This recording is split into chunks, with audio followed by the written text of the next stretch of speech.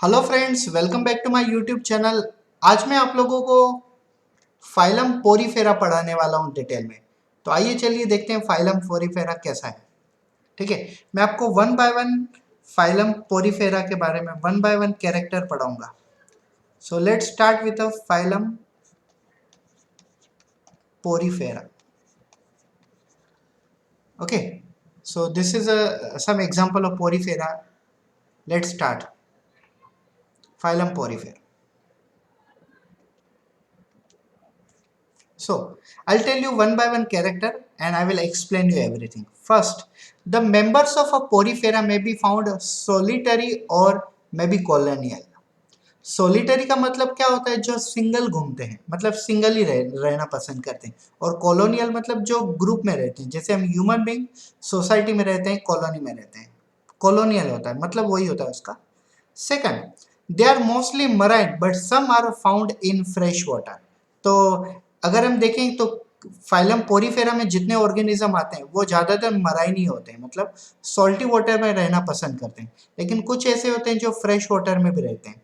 So maximum of them survive in a marine water, means salty water, but some of them like to be in the fresh water. Fresh water means water of a river, water of a stream, water of a lake, water of a pond, etc.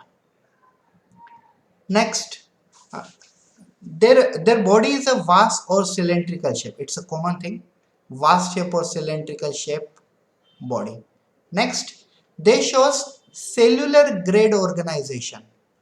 Cellular grade organization without formation of tissue. I'll tell you what is that. We know that this cell undergo division and produce one more cell. This both the cell turn into 4 cell and 4 cell turn into 8 cell. अगर इन दोनों cell के बीच में connection है और intracellular space नहीं है तो इसमें से क्या बनेगा? टिश्यू बनेगा। ठीक है, इसमें से टिश्यू बनेगा। लेकिन इनके अंदर बॉडी प्लान कौन सा है? इनके अंदर सेल्यूलर ग्रेड ऑर्गेनाइजेशन प्लान है। मतलब इनमें क्या होता है? सेल्स फॉर्म होते हैं, लेकिन सेल फॉर्म होने के बाद टिश्यू फॉर्म नहीं होते हैं और ऑर्गन भी फॉर्म नहीं होते। क्यों? क्योंकि इन सभी सेल्स के बीच में गैप काफी ज्यादा होता है। इंट्रासेल्यूलर स्पेस ज्यादा होने के कारण ये टिश्यू और ऑर्गन में कन्वर्ट नहीं होते हैं, लेकिन सेल डिवीजन होती है। Next, they shows pores like structure on the body by which water comes out and water enter in and water go out. मतलब इनकी पूरी पूरी बॉडी के ऊपर छोटे छोटे ऐसे होल्स होते हैं और इन होल्स से क्या होता है? पानी बाहर भी जाता है और अंदर भी आता है।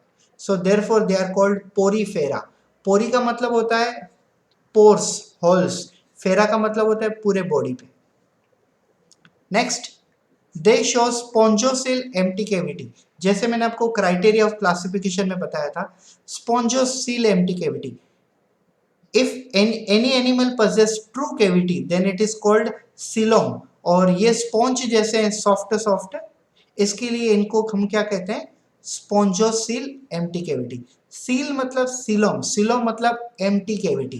तो एम्प्टी कैविटी इनमें है और ये स्पॉन्ज जैसे, इसके लिए हम इनको क्या कहते हैं? स्पॉन्जोसिल। Next, they possess specialized cell called coenocyte for the digestion. जैसे हम टीथ, टंग और बेसिकली स्टमक जैसे ऑर्गन का डाइजेशन में रोल यूज करते हैं, ऐसे इनके अंदर कोइनोसाइट्स नाम के सेल हैं जो डाइजेशन में यूज करते हैं। ठीक है, तो आपको नीट एग्जामिनेशन में कभी कभी ऐसे क्वेश्चंस आ सकते हैं, मैच द पेयर। तो मैच द पेयर में क्या होता है? लाइक कोइनोसाइट, तो सामने ऑप्शन दिया होता है sense of digestion, sense of hearing, sense of vision, sense of taste. तो sense of digestion will be correct answer, like that. Next, they possess endoskeleton. Endoskeleton मतलब skeleton is present inside the skin, that's called endoskeleton. Next, asexual reproduction is takes place by budding.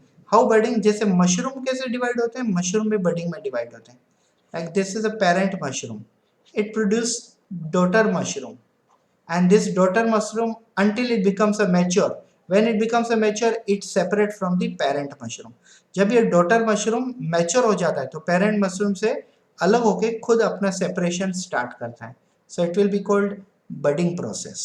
और sexually तो हमें पता है gamete से ही होता है, sperm और एग, ये कॉमन है सभी एनिमल में।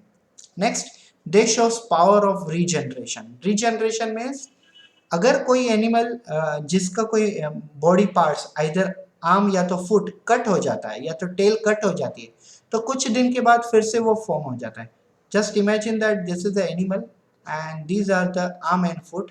तो अगर ये वाला हिस्सा कट हो जाता है यहाँ से, तो ये कुछ दिनों के बाद फिर से फॉर्म हो जाएगा, कुछ दिनों के बाद फिर से फॉर्म हो जाएगा।